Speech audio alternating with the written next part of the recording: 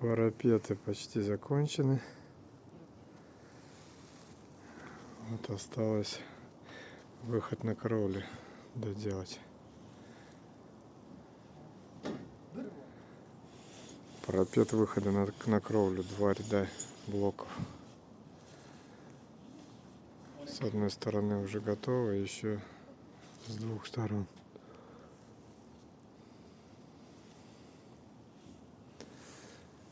Вот такие вот парапетики получаются.